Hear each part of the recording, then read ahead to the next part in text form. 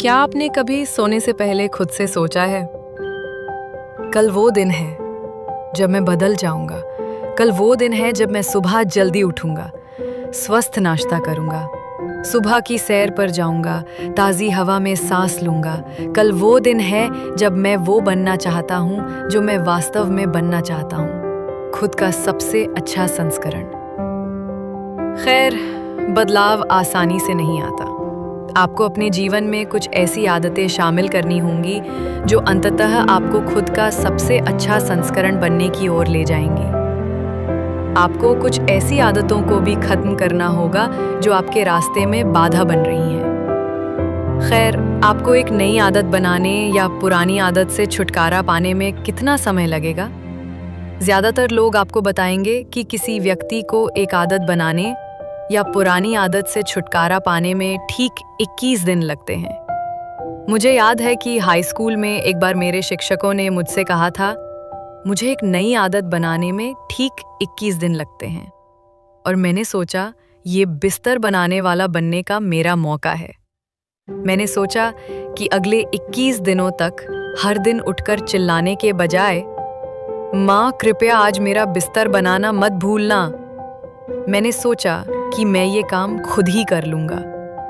हर दिन सुबह जल्दी, सुबह 6 बजे। यहाँ तक कि जिन दिनों मैं देर से उठता था, मैं हर सुबह उठता और अपना बिस्तर बनाता, और मुझे इसके हर सेकंड से नफरत थी। और 22वें दिन मैंने अपनी आंखें खोली और सबसे पहले मैंने कहा, माँ कृपया आज मेरा बिस्तर बनाना मत भूलना। मैंने काम छोड़ दिया।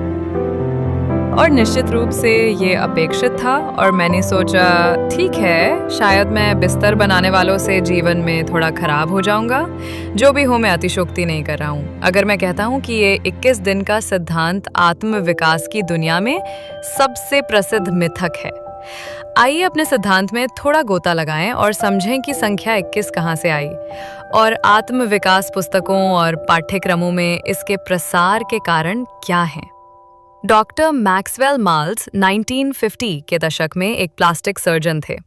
जब उन्होंने अपने रोगियों के बीच एक अजीब पैटर्न को नोटिस करना शुरू किया, उदाहरण के लिए नाक की सर्जरी में उन्होंने देखा कि रोगी को अपनी नई नाक देखने की आदत डालने में ठीक 21 दिन लगे।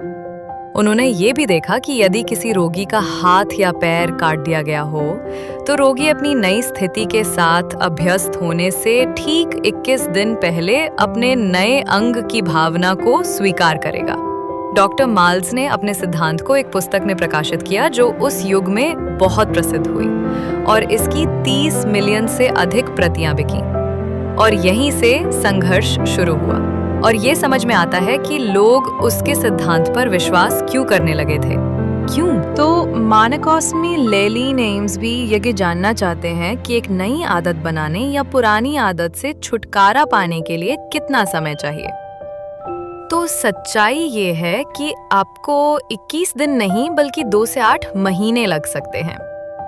अथा 2, चाहे वो 2 महीने हो, 3 महीने हो, 1 साल हो, 2 साल हो, इससे कोई फर्क नहीं पड़ता कि इसमें कितना समय लगता है, बल्कि इससे फर्क पड़ता है कि आपको आज से शुरुआत करनी है।